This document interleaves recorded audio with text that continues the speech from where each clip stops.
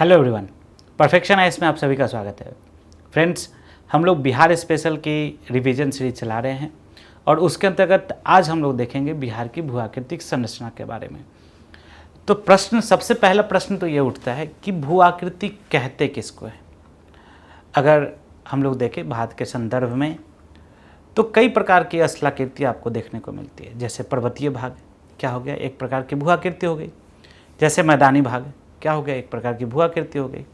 इसी तरीके से पठारी भाग, मरुस्थलीय भाग, तटीय भाग, द्वीपीय भाग, ये सभी भू-आकृतियाँ हैं। अगर बिहार के स्पेसिफिक कॉन्टेक्स्ट में देखें तो बिहार में आप पाएंगे कि मुख्य रूप से 3 प्रकार की भू-आकृति देखने को आपको मिलेगी। सबसे पहली जो भू-आकृति है उसको हम लोग क्या कहते हैं, पर्वतीय भाग कहते हैं। दूसरी जो भू-आकृति है उसको हम लोग क्या कहते हैं, मैदानी भाग कहते हैं। और जो तीसरी भू-आकृति है उसको हम लोग क्या कहते हैं, पठारी भाग कहते हैं। तो मैप के माध्यम से समझते हैं, इनके लोकेशन को लोकेट करते हैं और फिर चीज़ों को सबसे लास्ट में हम लोग फैक्ट्स को ऐड करेंगे। ठीक है, तो शुरुआत करते हैं लेक्चर की। तब तक आप लोग ध्यान से पढ़ते रहे, रिवाइज करते रहे। चले, तो सबसे पहला जो पॉइंट है वो क्या है कि बिहार के अंदर देखें तो सबसे पहला जो पार्ट है इसको हम लोग क्या कहते हैं, शिवालिक का विस्तार। पहले तो बिहार के अंदर कौन कौन सी भू-आकृतियाँ हैं इसको देखते हैं। तो बिहार की भू-आकृतिक संरचना के अंतर्गत, बिहार की भू-आकृतिक संरचना के अंतर्गत अगर हम लोग देखें तो बिहार में कौन सा भाग है, सबसे पहला जो आपने देखा वो कौन सा भाग है, पर्वतीय भाग। दूसरा जो आपने देखा वो कौन सा भाग है, मैदानी भाग। और तीसरा जो आपने देखा वो क्या है, पठारी भाग। पर्वतीय भाग, मैदानी भाग और पठारी भाग, 3 प्रकार की भू-आकृति अपनों को देखने को मिलेगी। सबसे पहला अगर आप लोग देखें तो ये जो सेक्शन है, ये सेक्शन क्या है, पर्वतीय भाग है। ये कौन सा भाग है, पर्वतीय भाग है। और यहाँ बिहार के मध्य में एक नदी बहती है, जिस नदी को हम लोग कौन सी नदी कहते हैं, गंगा नदी कहते हैं। और गंगा नदी के उत्तर में जो मैदानी भाग है इसे हम लोग उत्तर का या उत्तर गंगा का मैदानी भाग कहते हैं। और इसके दक्षिण में जो मैदानी भाग है इसे हम लोग दक्षिण गंगा का मैदानी भाग कहते हैं। उत्तर गंगा का मैदानी भाग और दूसरा दक्षिण गंगा का मैदानी भाग। तो सबसे पहला क्या हो गया, पर्वतीय भाग। और पर्वतीय भाग के बाद जो मैदानी भाग है इसका 2 पार्ट, एक उत्तर गंगा का मैदानी भाग और दूसरा दक्षिण गंगा का मैदानी भाग, है ना। और तीसरा अगर हम लोग देखें तो आप देखेंगे कि बिहार में क्या है, पठारी भाग है। तो पठारी भाग में अगर हम लोग देखें तो ये भी 2 प्रकार का पठार है। एक ये विंध्याचल श्रेणी का विस्तार है जिसे हम लोग कैमूर की पहाड़ी कहते हैं। और दूसरा छोटा नागपुर का विस्तार है, छोटा नागपुर का विस्तार है जिसे अलग अलग क्षेत्रों में अलग अलग नामों से जाना जाता है। तो अगर हम लोग इसको और आगे बढ़ें तो पठारी भाग भी 2 प्रकार के हैं। पहला कैमूर का पठारी भाग और दूसरा अगर हम लोग देखें तो दूसरा जो है वो छोटा नागपुर का पठारी भाग।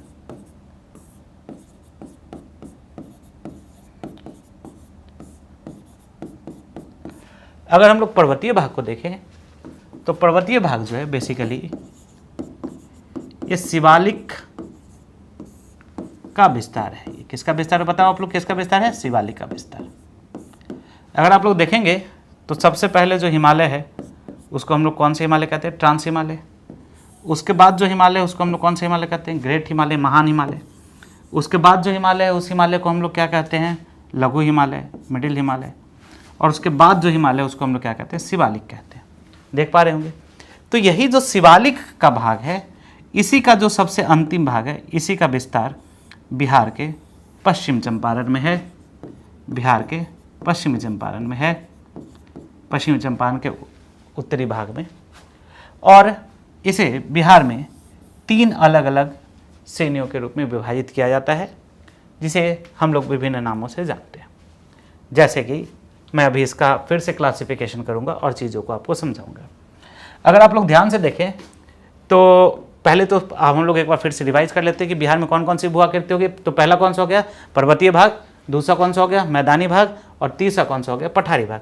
पर्वतीय भाग में किसका विस्तार है बताओ आप लोग, शिवालिक का विस्तार है। मैदानी भाग में किसका भाग है, तो उत्तर गंगा का मैदान और दक्षिण गंगा का मैदान। और पठारी भाग में दो भाग हैं, कैमूर का पठार और दूसरा जो पठार है वो किसका पठार है, छोटानागपुर का पठार है। तो सबसे पहले हम लोग शुरुआत करते हैं किसके साथ, पर्वतीय भाग के साथ। किसके साथ शुरुआत करते हैं, पर्वतीय भाग के साथ।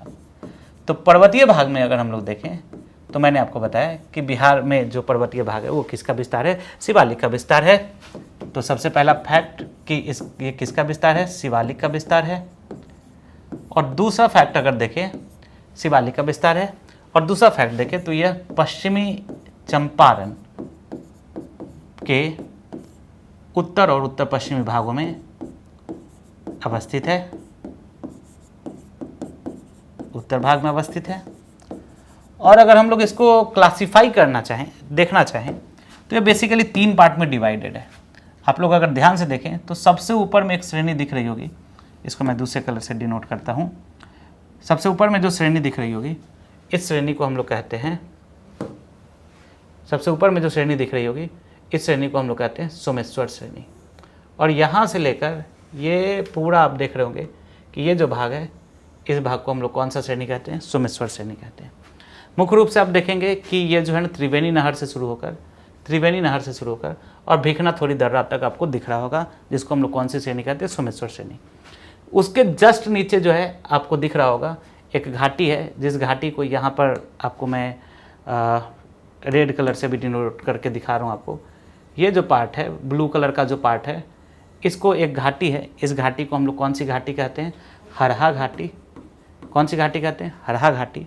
और सबसे लास्ट में एक और पर्वतीय भाग है, जिस पर्वतीय भाग को हम लोग कहते हैं, ये जो पर्वतीय भाग आपको दिख रहा है, ये पर्वतीय भाग जो दिख रहा है, इस पर्वतीय भाग को हम लोग कहते हैं रामनगर दून।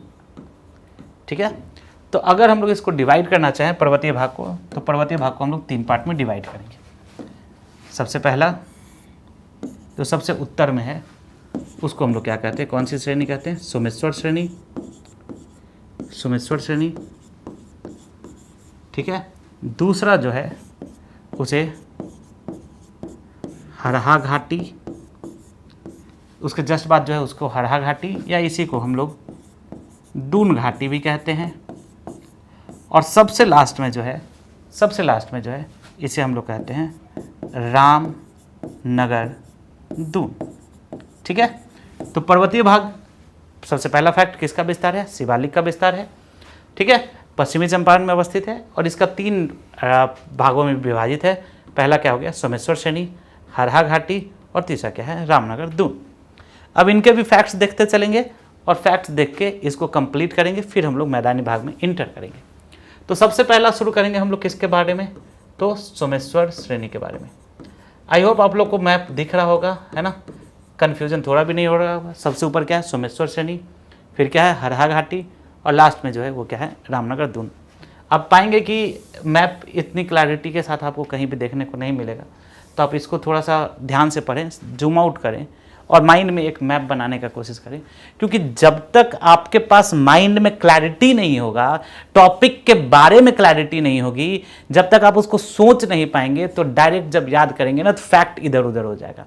इसीलिए सबसे पहले क्या इंपॉर्टेंट है, कॉन्सेप्ट इंपॉर्टेंट है कि आप कॉन्सेप्ट को समझें, और फिर कॉन्सेप्ट को समझने के बाद फिर उसमें क्या ऐड करें, फैक्ट्स ऐड करें। ठीक है। तो कॉन्सेप्ट्स मैंने दिखा दिया, आपको बता दिया है, और इसके विजुअल्स अब मैंने आपको दिखा दिए हैं। अब इसके बाद जो है वो हम लोग क्या करेंगे, इसके नेक्स्ट बाद जो है हम लोग अब इसके फैक्ट्स को देखना शुरू करेंगे। तो सबसे पहला किस श्रेणी की बात कर रहे हैं हम लोग, सोमेश्वर श्रेणी की बात कर रहे हैं। तो 2-4 फैक्ट्स देखते हैं। सबसे पहला पॉइंट सोमेश्वर श्रेणी के बारे में कि इसका जो विस्तार है वो कहाँ से कहाँ तक है। मैंने आपको बताया कि त्रिवेणी नहर से लेकर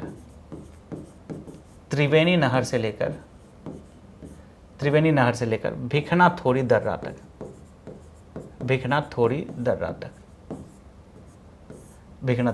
तक इसका विस्तार कहाँ से कहाँ तक हो गया, सोमेश्वर श्रेणी से लेकर भिखनाथोड़ी दर्रा तक इसका विस्तार है।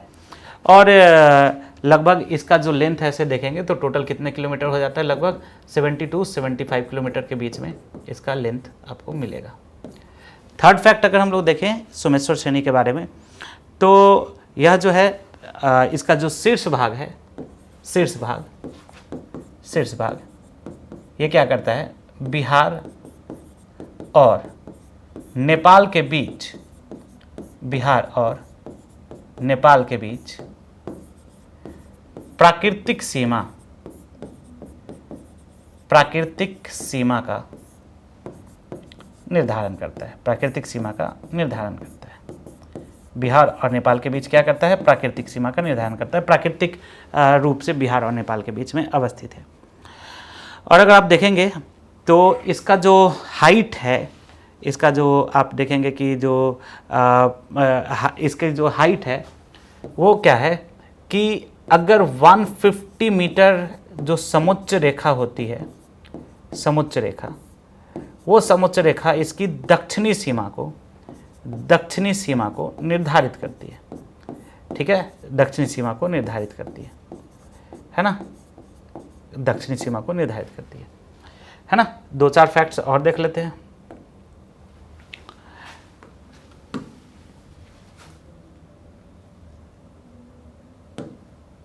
है ना, तो कुछ पॉइंट्स आपने देखा, अभी इसके बारे में और फैक्ट्स ऐड करेंगे हम लोग अपने नोट्स में।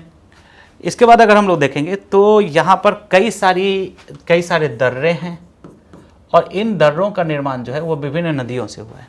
तो कौन कौन से दर्रे हैं उसको याद करते हैं। सबसे पहला सोमेश्वर दर्रा है, सोमेश्वर दर्रा, और इसका निर्माण जो है सबसे पहला जो दर्रा का क्या नाम है, बोलो आप लोग, दर्रा का क्या नाम है, सोमेश्वर दर्रा, और इसका निर्माण होता है तुर्री पानी नदी से, तुर्री पानी नदी से। दूसरा जो दर्रा है, इसको हम लोग बोलते हैं भिखनाथोड़ी दर्रा। दर्रा का नाम है भिखनाथोड़ी दर्रा। और ये जो भिखनाथोड़ी दर्रा है, इस भिखनाथोड़ी दर्रा का जो निर्माण है वो कुरी नदी से हुआ है। किस नदी से हुआ है, कुरी नदी से। नेक्स्ट, इसके बाद जो दर्रा है, इस दर्रा को हम लोग बोलते हैं मारवाड़ दर्रा,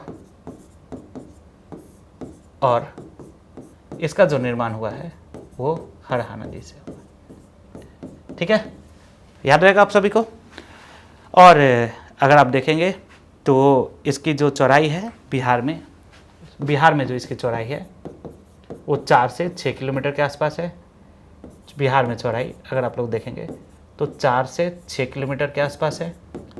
और इसकी जो सर्वोच्च चोटी है, सर्वोच्च चोटी, जो इसकी सर्वोच्च चोटी है उसका नाम है सोमेश्वर का किला। सोमेश्वर का किला आप लोग देख पा रहे होंगे, मैप में भी लोकेट कर लेते एक बार। जो सर्वोच्च चोटी उसका क्या नाम है, सोमेश्वर का किला। और इसका जो हाइट है वो 874 मीटर है, जो कि बिहार की सर्वोच्च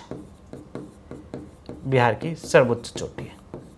874 मीटर है, जो कि क्या है, बिहार की सर्वोच्च चोटी है। आप लोग को याद रहना चाहिए, इस चीज़ को हम लोग क्या बोलते हैं, सोमेश्वर का किला बोलते हैं।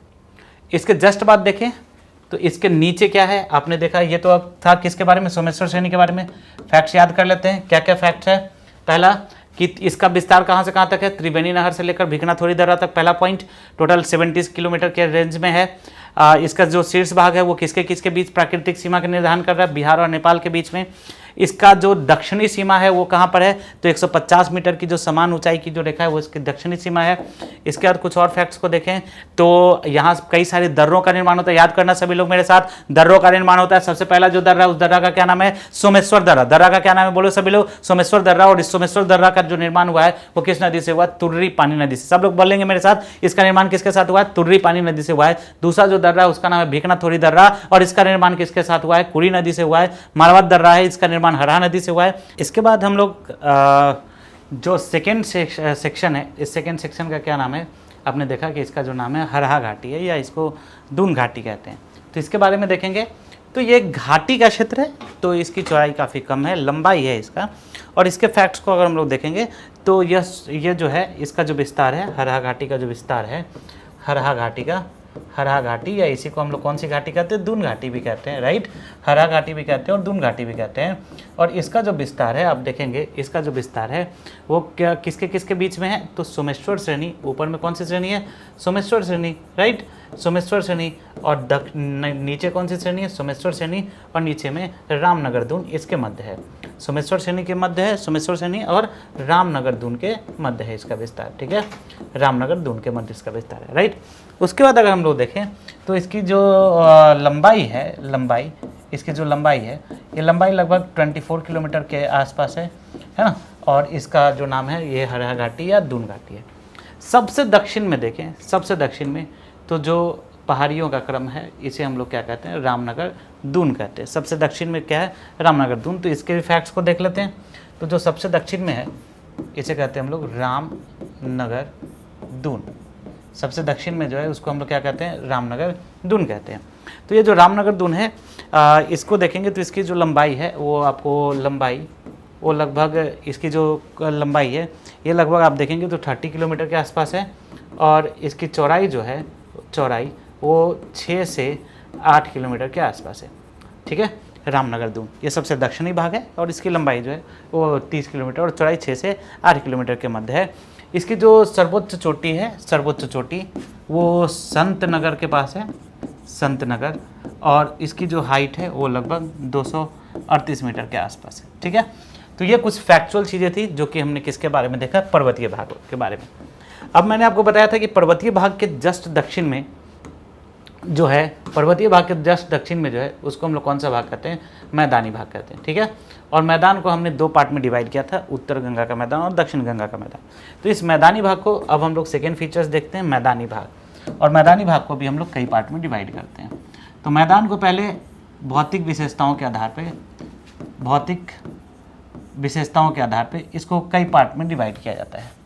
सबसे पहला जो मैदान होता है इसे हम लोग बोलते हैं भावर का मैदान, भावर का मैदान। इसके बाद का जो मैदान होता है उसको हम लोग कहते हैं तराई का मैदान। और इसके बाद का जो मैदान होता है उसे हम लोग कहते हैं बांगर का मैदान। और सबसे लास्ट में जो होता है वो क्या होता है, खादर का मैदान। भौतिक विशेषताओं के आधार पर इसको 4 पार्ट में डिवाइड करते हैं, भावर, तराई, बांगर और खादर। अगर आप देखेंगे तो यहाँ पर आपने देखा कि शिवालिक का विस्तार है। यहाँ पर कौन से पर्वत श्रेणी है, शिवालिक। और शिवालिक के जस्ट दक्षिण में अगर आप देखेंगे तो यहाँ से बड़े बड़े कंकर पत्थर का विस्तार होगा, उसका क्षेत्र होगा। और इन कंकर पत्थर के क्षेत्र में आप देखेंगे जब जल ऊपर से प्रवाहित होगा तो जल इन कंकर पत्थरों से टकराकर कई भागों में बंट जाएगा। और इन भागों को वितरिकाएँ कहते हैं। इन भागों को हम लोग क्या कहते हैं, वितरिकाएँ कहते हैं। और यही कारण है कि यहाँ पर नदियाँ जो हैं इन भागों को हम लोग वितरिकाएँ कहते हैं। और यही कारण है कि यहाँ पर नदियाँ जो हैं वो क्या होती है, विलुप्त हो जाती है। तो निश्चित रूप से बिहार में भी भावर का क्षेत्र होगा। और उसके बाद अगर हम लोग देखेंगे तो भावर के बाद जो कंकर पत्थर के कण हैं उनका आकार जैसे जैसे आगे जाते हैं उनका आकार छोटा होता जाता है। और इन छोटे कणों के आकारों को जहाँ पर जल वापस आकर एक मार्शी रीजन के रूप में, एक दलदली क्षेत्र के रूप में प्रवेश कर जाता है। इस दलदली क्षेत्र को हम लोग तराई का रीजन कहते हैं। दलदली क्षेत्र को कौन सा रीजन कहते हैं, तराई। सबसे ऊपर क्या हो गया, भावर। और भावर के बाद क्या हो गया, भावर के बाद क्या हो गया, तराई। उसके बाद जहाँ प्रत्येक वर्ष बाढ़ का पानी पहुँचता है, प्रत्येक वर्ष बाढ़ का पानी पहुँचेगा, वहाँ पर कैसा जलोढ़ होगा, बाढ़ का पानी पहुँचेगा तो वह प्रत्येक वर्ष अवसादों का निक्षेपण करेगा। और जब वो अवसादों का निक्षेपण करेगा तो वहाँ पर कैसा जलोढ़ होगा, वहाँ पर नया जलोढ़ होगा। और इस नए जलोढ़ को हम लोग क्या कहते हैं, खादर कहते हैं। और जहाँ पर प्रत्येक वर्ष बाढ़ का पानी नहीं पहुँचता है, प्रत्येक वर्ष बाढ़ का पानी नहीं पहुँचता है, उसे बाढ़ का पानी नहीं पहुँचता है, उसे हम लोग क्या कहते हैं, उसे हम लोग बांगर कहते हैं। अर्थात वो पुरानी मृदा है, पुराना जलोढ़ है, इसे पुराना जलोढ़ कहते हैं, पुराना जलोढ़। और इसे क्या कहा जाता है? तो इसे बांगर कहा जाता है। क्या कहा जाता है? बांगर कहा जाता है। आई होप आप लोग को समझ में आ रहा होगा, ठीक है ना। तो इतने 4 प्रकार से आपको देखेंगे कि सॉइल जो है 4 प्रकार का सॉइल है या मैदान जो है बिहार में। तो इसके एक बार हम लोग देखते हैं कि कौन कौन सा क्षेत्र है और कहाँ कहाँ पे ये क्षेत्र अवस्थित हैं। तो अगर आप लोग ध्यान से देखें तो इसके जस्ट नीचे, ध्यान से देखेंगे सभी लोग, इसके जस्ट नीचे आप लोग को दिख रहा होगा ये वाला जो भाग है, ये आपको पर्वतीय क्षेत्र के जस्ट नीचे का जो भाग है भावर है, पश्चिमी चंपारण में अवस्थित है। भावर कहाँ पे होगा बोलो? पश्चिमी चंपारण में। और उसके बाद आप देखेंगे भावर के दक्षिण में, मैं इसको दूसरे कलर से डिनोट कर रहा हूँ, भावर के दक्षिण में यहाँ से लेकर किशनगंज तक, ठीक है, पश्चिमी चंपारण से लेकर कहाँ तक? किशनगंज तक। याद रखेंगे सभी लोग, पश्चिमी चंपारण से लेकर किशनगंज तक, पश्चिमी चंपारण से लेकर कहाँ तक? किशनगंज तक। जो मैदानी रीजन का जो क्षेत्र है, विस्तार है, उसे हम लोग क्या कहते हैं? तराई कहते हैं, ठीक है। उसके बाद जहाँ भी आप देख रहे होंगे बाढ़ का पानी पहुँचेगा उसको खादर, और जहाँ बाढ़ का पानी नहीं पहुँचेगा उसको हम लोग क्या कहेंगे? बांगर कहेंगे। तो ये तो था मैदान का क्लासिफिकेशन। लेकिन इन मैदानों को नदियों के आधार पर भी बांटा गया है। तो नदियों के आधार पर कैसे बांटा गया है, इसको हम लोग थोड़ा समझते हैं कि नदियों के आधार पर इनका वर्गीकरण कैसे किया गया है। तो नदियों के आधार पर अगर हम लोग देखेंगे तो नदियों के आधार पर भी इसे कई भागों में बांटा गया है। ध्यान से समझेंगे। मैंने आपको जैसा कि पहले बताया था कि इसका 2 प्रकार होगा। एक को हम लोग क्या कहेंगे? उत्तर गंगा का मैदान, और दूसरा जो भाग होगा उसको हम लोग क्या कहेंगे? दक्षिण गंगा का मैदान। तो उत्तर गंगा के मैदान के कई भाग हैं। जैसे सबसे पहला जो भाग है वो घाघरा और गंडक नदी के बीच में है, और इस दोनों के बीच का जो क्षेत्र है, ये जो पूरा मैं क्षेत्र कवर कर रहा हूँ, ये जो क्षेत्र मैं कवर कर रहा हूँ, इसको हम लोग क्या कहते हैं? इसे हम लोग कहते हैं घाघरा गंडक दोआब। इसे हम लोग क्या कहते हैं? घाघरा गंडक दोआब कहते हैं। इसके बाद देखेंगे गंडक नदी और बागमती नदी। यहाँ पर आप लोग को दिख रहा होगा एक नदी, जिस नदी का क्या नाम है? बागमती नदी। तो इसके बीच का जो रीजन है, गंडक और बागमती के बीच का, गंडक और बागमती के बीच का जो रीजन है, इसे हम लोग गंडक बागमती दोआब कहेंगे। बड़ा आसान है ना? गंडक बागमती दोआब। फिर बागमती और कमला नदी आप देख पा रहे होंगे, बागमती और कमला नदी, इसके बीच का जो रीजन है, इसे हम लोग कहते हैं बागमती कमला दोआब। बागमती कमला दोआब। और उसके बाद अगर हम लोग देखेंगे तो कमला नदी और कोसी नदी के बीच का जो क्षेत्र है, इस क्षेत्र को हम लोग कहते हैं कमला कोसी दोआब। कमला कोसी दोआब। और उसके बाद देखेंगे जो लास्ट है वो है कोसी और महानंदा के बीच का रीजन, जिसे हम लोग क्या कहेंगे? कोसी महानंदा दोआब। कोसी महानंदा दोआब कहेंगे। बात समझ में आ रहा है? तो इसको अगर हम लोग देखें तो उत्तर गंगा के मैदान को हम लोग कई पार्ट में डिवाइड कर सकते हैं, है ना। इसके बाद मैंने बताया मैदान का 2 भाग हो गया, पहला उत्तर गंगा का मैदान और दूसरा क्या हो गया? दक्षिण गंगा का मैदान। अब इस उत्तर गंगा के मैदान को मैंने कई पार्ट में बांटा, तो इसका लोकेशन देखेंगे और चीज़ों को समझेंगे। सबसे पहला जो मैदान था इसका क्या नाम था? सबसे पहला जो मैदान था इसका क्या नाम था? घाघरा गंडक दोआब। तो इसका विस्तार कहाँ कहाँ हुआ? घाघरा गंडक दोआब। तो इसका जो मुख्य विस्तार हो गया वो कहाँ कहाँ पे हो गया? तो आप देख रहे होंगे रीजन, देखो ये रीजन क्या है? गोपालगंज वाला जो रीजन है ना। फिर छपरा सिवान का जो रीजन है यहाँ पे, तो इसका रीजन क्या क्या हो गया? गोपालगंज, मुख्य रूप से गोपालगंज, ठीक है, छपरा, सिवान, इन सारे रीजन में आपको कौन सा दोआब मिलेगा? घाघरा गंडक दोआब मिलेगा। उसके बाद आपने देखा है गंडक, सेकेंड जो है वो कौन सा दोआब है? गंडक और बागमती दोआब, है ना। गंडक और बागमती दोआब। तो इसके अंतर्गत कौन कौन सा रीजन आपको मिल जाएगा? तो पश्चिमी चंपारण मिलेगा, ठीक है। दूसरा पूर्वी चंपारण होगा, है ना, पूर्वी चंपारण। उसके बाद मुजफ्फरपुर का रीजन इसके अंतर्गत आएगा, मुजफ्फरपुर का रीजन आएगा। फिर सीतामढ़ी का रीजन आ जाएगा इसमें, ठीक है। फिर शिवहर का रीजन आएगा, है ना। तो आपको वैशाली का क्षेत्र जो है वो इसके अंतर्गत आएगा, है ना।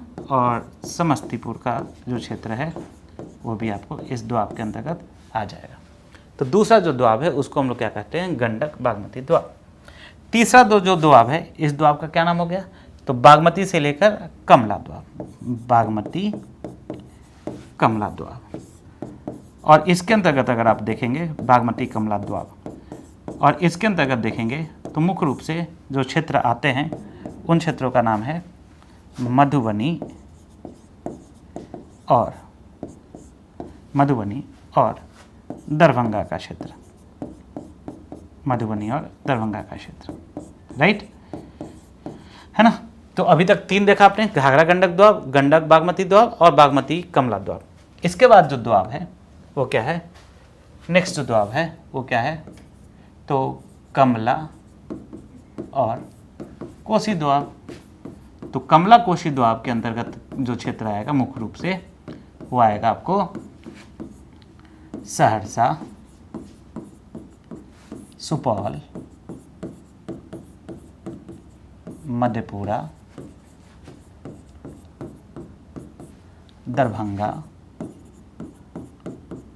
है ना। ये सारा जो है वो किसके अंतर्गत आएगा, कमला कोसी द्वाब में। और सबसे लास्ट है कोसी महानंदा द्वाब, और इसके अंतर्गत मुख्य रूप से अगर आप देखेंगे कोसी महानंदा द्वाब, और इसके अंतर्गत अगर आप मुख्य रूप से देखेंगे तो कौन कौन सा क्षेत्र आएगा, पूर्णिया, अररिया,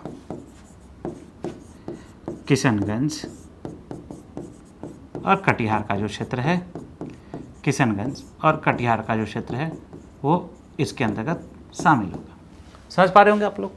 इसके बाद देखेंगे तो नेक्स्ट जो मैदान है इसको हमने क्या कहा है, ये उत्तरी गंगा का मैदान था। नेक्स्ट जो मैदान है वो कौन सा मैदान है, दक्षिण गंगा का मैदान। कौन सा मैदान है, दक्षिण गंगा का मैदान।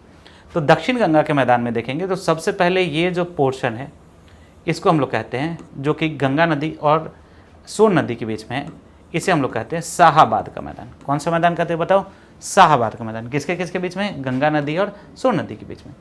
उसके बाद देखेंगे तो ये पूरा संपूर्ण बिहार का जो मध्य भाग है, दक्षिणी बिहार का, इसको हम लोग कहते हैं, मध्य भाग जो है इसको हम लोग कहते हैं मगध का मैदान। कौन सा मैदान कहते हैं, मगध का मैदान। और यहाँ पर एक जलीय क्षेत्र है सॉसर शेप स्ट्रक्चर में, जिसको हम लोग कहते हैं टाल का मैदान। कौन सा मैदान कहते हैं, टाल का मैदान। और जहाँ पर क्यूल नदी बह रही है इस क्षेत्र को क्यूल का मैदान। और जहाँ चंदन नदी का प्रवाह हो रहा है उसे हम लोग कौन सा मैदान कहते हैं, चंदन नदी का मैदान। कौन सा मैदान कहते हैं, चंदन नदी का मैदान। तो इसको भी कई पार्ट में डिवाइड करेंगे हम लोग, है ना। यहाँ पर दक्षिण गंगा के मैदान को, यहाँ पर दक्षिण गंगा का मैदान है और दक्षिण गंगा का मैदान का कई भाग हो गया, है ना। कौन कौन सा भाग है देखते हैं, यहाँ पे हेडिंग देंगे दक्षिण गंगा का मैदान, दक्षिण गंगा का मैदान। तो दक्षिण गंगा के मैदान के कौन कौन से भाग हो गए, सबसे पहला भाग जो हो गया वो हो गया आपको कौन सा भाग, सबसे पहला भाग हो गया शाहाबाद का मैदान। कौन सा मैदान हो गया, शाहाबाद का, शाहाबाद का मैदान।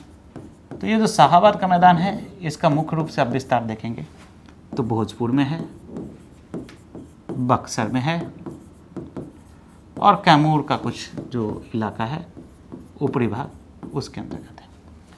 इसके बाद जो नेक्स्ट मैदान है शाहाबाद का मैदान के बाद, जिसे हम लोग मगध का मैदान कहते हैं, मगध का मैदान। और इस मगध के मैदान के अंतर्गत अगर आप देखेंगे तो कौन कौन से भाग हैं, मगध के मैदान के अंतर्गत देखेंगे तो कौन कौन सा भाग है, ये आप देखेंगे औरंगाबाद से लेकर, औरंगाबाद का जो मैदानी इलाका है, गया, जहानाबाद, है ना, औरंगाबाद, गया, जहानाबाद, अरवल, नालंदा, ठीक है, और नालंदा के बाद पटना का जो मैदानी भाग है वो सारा इसके अंतर्गत शामिल होता है मगध के मैदान में। इसके बाद मगध के मैदान के बाद जो नेक्स्ट हमने बताया था वो क्या था, टाल का मैदान। तो टाल का जो मैदान होता है, ये टाल की उत्पत्ति, ये बेसिकली टाल एक अपभ्रंश है जिसकी उत्पत्ति तालाब से हुई है। और टाल एक तस्तरी नुमा संरचना होता है। तस्तरी नुमा संरचना क्यों होता है? क्योंकि बीच में गड्ढा है और दोनों तरफ जो है वो ऊंचे भाग हैं, तो एक तस्तरी नुमा संरचना होती है। और इस तस्तरी नुमा संरचना में जब जल का प्रवाह होता है, जल जब वाटर लॉक्ड होता है, जल का जब जमावट होता है, तो उसे हम लोग कौन सा मैदान कहते हैं? टाल का मैदान। और ये जो है ना, बक्सर से लेकर बांका तक इसका पूरा विस्तार है, बक्सर से लेकर बांका तक।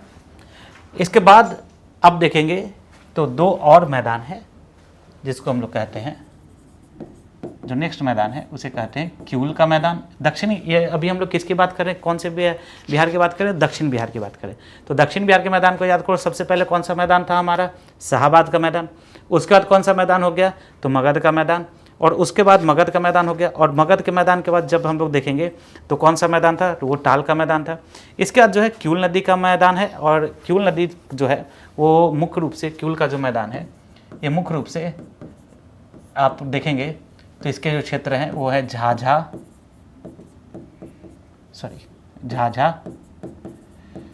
पटसंदा, जो ये सब क्षेत्र है वहाँ का ऊपर का जो जितने भी जमुई का जो क्षेत्र है, झाझा, पटसंदा, लक्ष्मीपुर, सिकंदरा, ठीक है, जमुई का जो क्षेत्र है ये सारा आपको क्यूल के मैदान में आएगा। और सबसे लास्ट जो मैदान है उसको हम लोग कहते हैं चंदन का मैदान, जो कि मैप में भी मैंने आपको दिखाया। और इसके अंतर्गत मुख्य रूप से दो क्षेत्र शामिल हैं। पहला भागलपुर का क्षेत्र, और दूसरा जो क्षेत्र शामिल है उसको हम लोग कहते हैं बांका का क्षेत्र। तो ये दो क्षेत्र जो हैं वो आपको मैदानी भाग के, दक्षिण के मैदानी भाग में विस्तृत हैं। तो ये हमने देखा किसके बारे में? मैदानी भागों के बारे में। तो एक बार इसको रिवाइज करते हैं। मैदान का दो पार्ट हो गया, उत्तरी गंगा का मैदान, दक्षिणी गंगा का मैदान।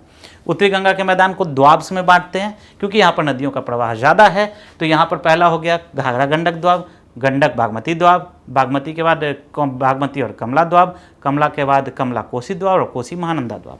सबसे दक्षिणी में देखेंगे तो शाहाबाद का मैदान, मगध का मैदान, उसके बाद फिर हमने देखा टाल का मैदान, क्यूल का मैदान और सबसे लास्ट में चंदन नदी का मैदान। अब तो हमने आपको बताया था कि जो बिहार के अंदर फिजियोग्राफी है वो तीन है।